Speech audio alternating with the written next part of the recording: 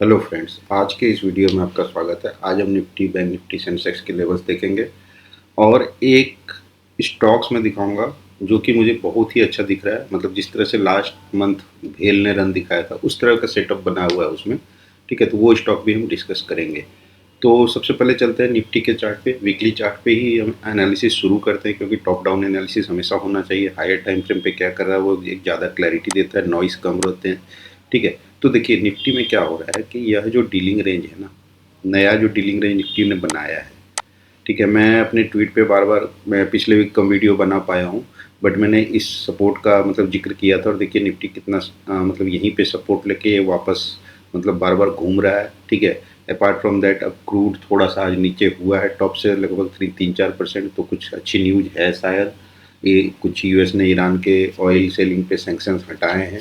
ठीक है, तो हो सकता है कि मार्केट, और जहाँ तक मुझे जो दिख रहा है ना, मार्केट, इंडियन मार्केट अभी भी स्ट्रांग बना हुआ, मतलब इतना बियरिश नहीं हुआ है जितना मतलब सेंटिमेंट खराब हुआ पड़ा है। ठीक है, मार्केट शायद कोई अच्छी न्यूज का वेट कर रहा है जहाँ तक मुझे लग रहा है आगे चल के।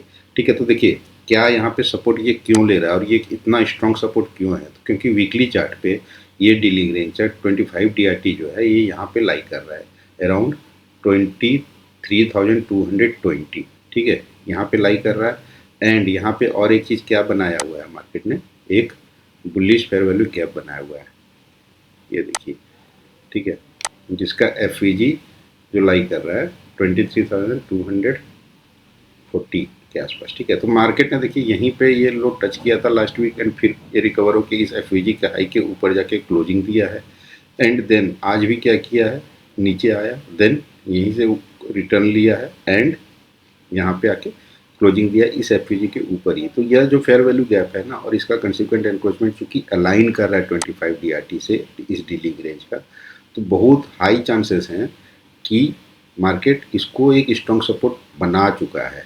ठीक है, जब तक हम इस वीकली जो बुलिश फेयर वैल्यू गैप है इसको जब तक हम लोग डिसरिस्पेक्ट नहीं करेंगे। डिसरिस्पेक्ट कब होगा, जब कोई वीकली क्लोजिंग अगर इसके कंसिक्वेंट एनक्रोचमेंट के नीचे आके होता है और फिर इसके नीचे होता है तो दैट मीन्स कि मार्केट अब इस सपोर्ट को डिसरिस्पेक्ट करना शुरू कर चुका है। तो market will go down until and unless वो होता है।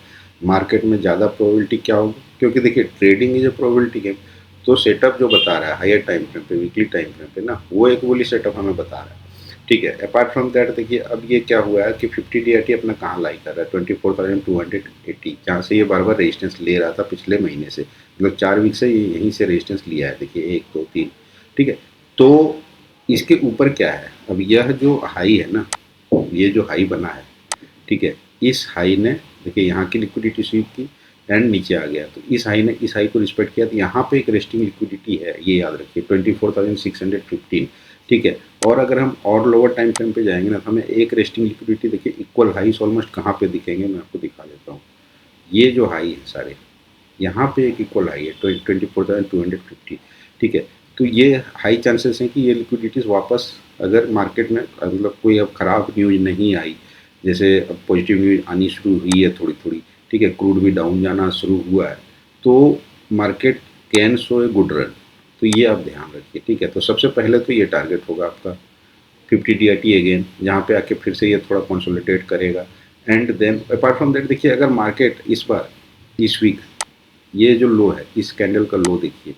ठीक है, अगर इसको टच नहीं करता है ना तो एक बियरिश फेयर वैल्यू गैप बनेगा, जो कि मार्केट बनाना नहीं चाहता। प्राय मार्केट क्या करता है, बैलेंस आउट करता है। ठीक है, मतलब प्राइस डिलीवर करता है दोनों साइड।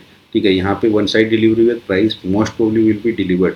ठीक है, तो ये बैलेंस मतलब ये आपका fair value gap market most probably नहीं बनाना चाहेगा, तो हाई चांसेस है कि मार्केट इसको टच तो जरूर करेगा। ठीक है, अगर इसको टच करके निकला तो फिर ये वाला भी आपका टच हो सकता है एंड ये रेस्टिंग लिक्विडिटी भी हो सकता है कि स्वीप हो जल्दी, इस वीक नेक्स्ट वीक कभी भी हो सकता है।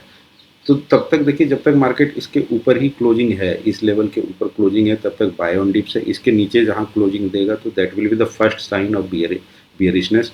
ठीक है, तब आप मार्केट में अपने पोर्टफोलियोज को मतलब सेल करके भाग सकते हो। अदरवाइज जब तक ये सेटअप बना हुआ है तब तक मार्केट बाय ऑन डिप्स कीजिए यहाँ पे। सिमिलरली देख लेते हैं बैंक निफ्टी और सेंसेक्स का भी चार्ट एक बार। तो देखिए बैंक निफ्टी क्या कर रहा है, बैंक निफ्टी भी देखिए अपने यह जो डीलिंग रेंज है इसका 25 DRT कहाँ लाई कर रहा है, 53,000 पे एग्जैक्टली। एंड यह जो बुलिश फेयर वैल्यू गैप बनाया है इसने, देखिए इसके 50% कंसिक्वेंट एनक्रोचमेंट के ऊपर ही क्लोजिंग दे रहा है। पहला सपोर्ट लिया, आज 25 DRT को टच किया है, फिर इसके ऊपर आके क्लोजिंग दिया, ठीक है। तो ये भी एक सपोर्ट दिखा रहा है यहाँ पे। सिमिलरली सेंसेक्स भी देख लेते हैं क्या कर रहा है। तो सेंसेक्स भी देखिए जो अपना डीलिंग रेंज बनाया है, ठीक है, इसने अपने फेयर वैल्यू गैप को पूरा का पूरा वो किया है, मतलब ऑलमोस्ट ये नीचे गया है एंड फिर 25 DRT और कॉन्सिक्वेंट एनक्रोचमेंट के ऊपर ही आके क्लोजिंग देने की कोशिश कर रहा है, ठीक है। तो ये भी एक अच्छा साइन दिखा रहा है, एक सपोर्ट की तरह काम करना शुरू किया है मार्केट ने इस लेवल को। तो रिस्पेक्ट कर रहा है मार्केट। जब तक इसको रिस्पेक्ट करता है तो हाई चांसेस हैं कि मार्केट आपका यहाँ से पॉजिटिव ही रहेगा, बाय ऑन डिप्स ही रहेगा, जब तक इसके नीचे आके क्लोजिंग नहीं होता है। तो ये ध्यान रखिए आप लोग मार्केट में। एक स्टॉक जो अब हम उस पर बात कर लेते हैं, ठीक है। तो देखिए आगे प्लान कैसे करना है आपको। आगे अगर डिप आते हैं ना, क्रूड पे नज़र बना के रखिए। क्रूड अगर डाउन जाना शुरू होता है, Indian market will be positive. Apart from that देखिए ये जो हाई है ना, लाइफ टाइम हाइज, यहाँ पे काफ़ी इक्वल हाइज हैं, ये ध्यान रखिए, ठीक है। तो ये हमारे डीलिंग रेंज टाइप 2 है, ये आप ध्यान रखिए।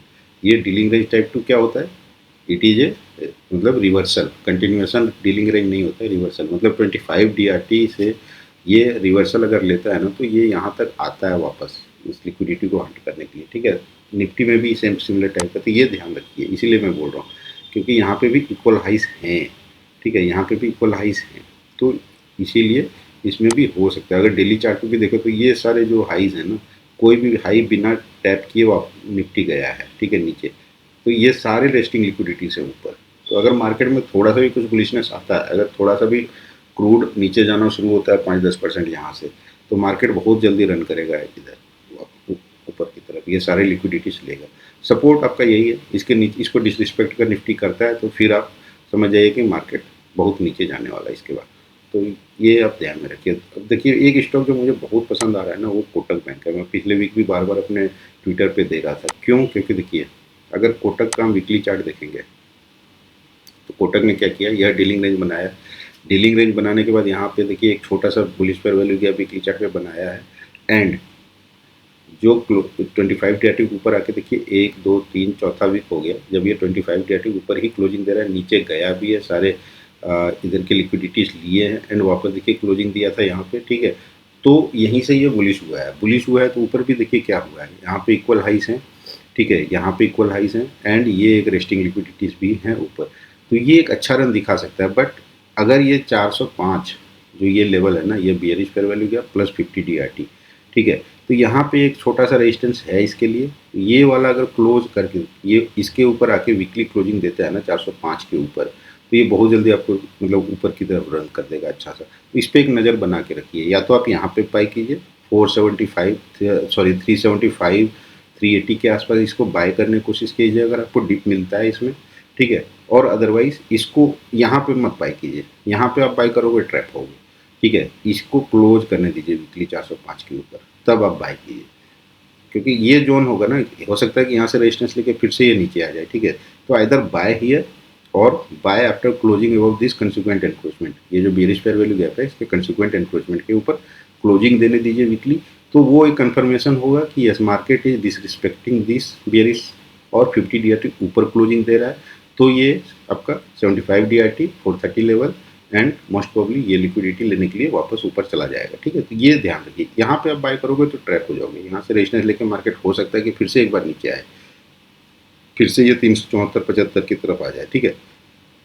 तो इसीलिए यहाँ पे मत बाय करो अभी, आप या तो यहाँ करो या इसके ऊपर बाय करो।